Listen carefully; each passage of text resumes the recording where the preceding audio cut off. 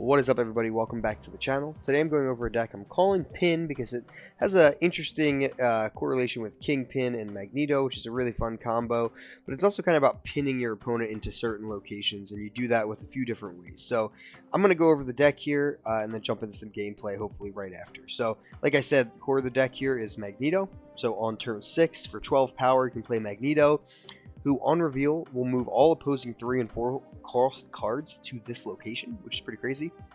Essentially pulls a bunch of people to the location that he's at, which is awesome. When you combo that with Kingpin, it's absolutely hilarious.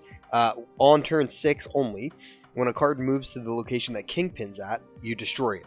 So you can essentially pull their board to Kingpin and Magneto and destroy all of them in the process. It's a pretty telegraphed move. When you play Kingpin down, they will know that you have the opportunity to do that, but you won't always do it. You also are running a different 6-drop that I'll go over in a second. But essentially, you want to play Kingpin on a location where they don't have anybody, because you want that location to have a lot of spaces open for you to pull things to it on turn 6. As well as Polaris, Magneto and Polaris both can move things. This is less so, but you could still say on turn 6 you play 2 3-drops or a 3-drop and a 2-drop or something like that. Polaris can still pull somebody over and get you a kill that way with Kingpin, which is just kind of funny and pretty solid. So the rest of the deck kind of fills in with a few different interesting mechanics. So one of them is Mojo. So he has ongoing if both players have 4 cards at this location plus 6 power. It's a really cheeky way to use Magneto without Kingpin or even use Polaris. Just by pulling a bunch of things to this location, you can guarantee that your opponent will have 4 cards there. And then you can, when they do, if they get to that point, you can make sure you have 4 cards there as well, and Mojo can get his bonus. So that's why I'm using Nightcrawler here as well. He'll help me fill in that. And then the other 1-drop I'm using is just Iceman for just a little bit of a slowdown. I think he's just one of my favorite 1-drops in the game, so using him as well. Then we have Scorpion, who's also just pairs with Iceman so well. If you hit those two back to back, you're increasing a cost, reducing power. Super solid combo. I'm using Lizard up next, and the reason I'm using Lizard here is because for 2 he's 5 power, and since I have the ability to pull things away from him, there's actually a pretty funny mechanic of being able to make sure he stays at 5 power. So you can kind of, they might play 4 things there, but then you can Polaris or Magneto late in the game, pull at least one thing away, and then Lizard comes back and is 5 power. I'm using Shang-Chi as well to have the possibility to destroy enemy cards. It's just a pretty solid flex card.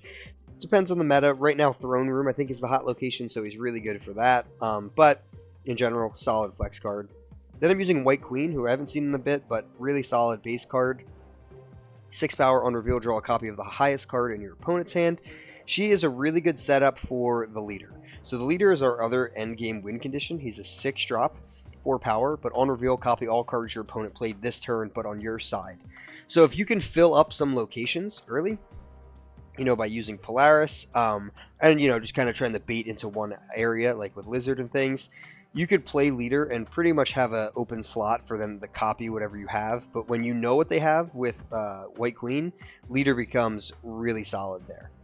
Now, it is a little bit of anti-synergy with Scorpion reducing power and then leader, but Scorpion's going to hopefully hit on turn 2, Leader hits on turn 6, hopefully they're playing something bigger, or even if it's a 6-drop that has 1 less power, shouldn't be a huge deal. Last card I play here is Hobgoblin, who also helps fill up an enemy's location for Mojo. If I had Green Goblin, he would actually probably be in here, like over Shang-Chi or White Queen, so if you have Green Goblin, throw him in here, really fun. He's really fun with Magneto because he'll also get pulled to where Magneto pulls things, because he's an opposing card at that point. So it's a really fun deck. Kind of control-y. You got to kind of know what you're doing, so play it a couple times before you give up on it. It does take a little bit to get used to. So I'm going to jump into some gameplay, show it off a little bit, hopefully, and if you don't want to stick around for the gameplay, I appreciate you watching this far. Just leave a subscription to the channel, help me get to 1,000. We're almost there. Alright, let's jump in. Alright, we got Nightcrawler, Scorpion, Shang-Chi, Magneto. Pretty solid. So I'll play Nightcrawler on the left here. Can always move him out if I have to. He's got Sunspot there. Man, Sewer System and Necrotia. Alright, we're going to go with Scorpion on the right side then. All these cards are going to have a lot less power. Alright, let's see if I can draw a 3-drop. Alright, I drew a 3-drop. Alright, so He's probably going to play things on top of Throne Room. So I'm going to play King Pin here. And we'll see what he ends up playing. Well, that's good. We don't want armor where King Pin is, because that's really annoying. So far, Magneto's not going to pull anything, but we have the King Pin set up there to be able to be pulled, at least. Angela's eventually going to get big enough to block out White Queen from the Throne Room. So I'm just going to go ahead and put White Queen on the left. Alright, so he's got a Khazar deck going on, it looks like. I feel good about having Magneto pull and kill Khazar. So I'm going to snap. We really need to win the middle and the left. So I think I'm going to drop Knight or Hobgoblin on the left side. That should secure the left side win. And then we're going to play Magneto in the middle.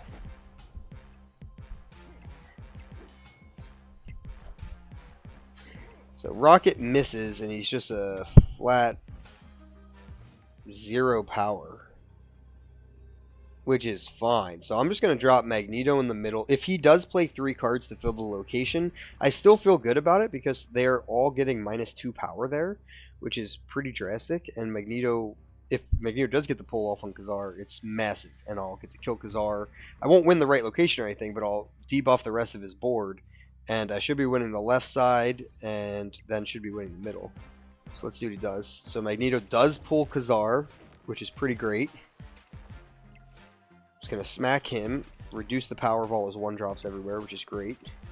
He's got Ant-Man on the left, and Blue Marvel, but that doesn't put him up to enough. So Khazar would have only boosted him by, what, 1, 2, 3 anyway. So I think I was safe, even if I don't pull Khazar. But obviously, that's what the deck's supposed to do. So I'm supposed to pull Khazar over and snag that location in the middle with Magneto, kill one of his really important units, and then still win the left side just with a really easy Hobgoblin White Queen, pretty much. Felt like a solid control game right there. So let's see if we can get another one.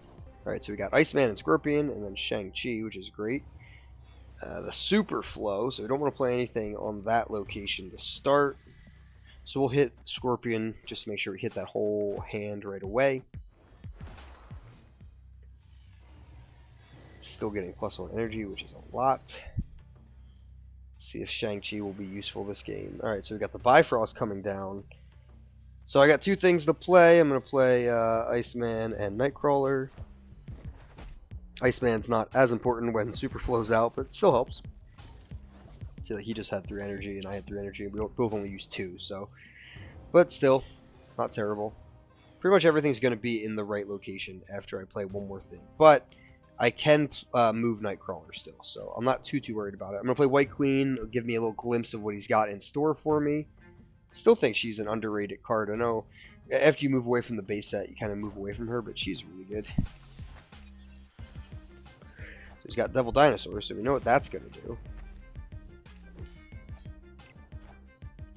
So I really need to try to pick when I think he's going to play the Devil Dinosaur. But I also have Shang-Chi to then kill the Devil Dinosaur. Both of those feel pretty solid. Alright, so we're going to move everything to the right after this. So I'm going to play the leader on the right side. And hopefully he plays Devil Dinosaur. That'd be great. Leader's coming down on turn 4 because Titan and Bifrost is out, which is pretty hilarious. But this is turn 4, so we should have 5 energy, so he should be able to play the Devil Dinosaur. So let's hopefully copy it ourselves.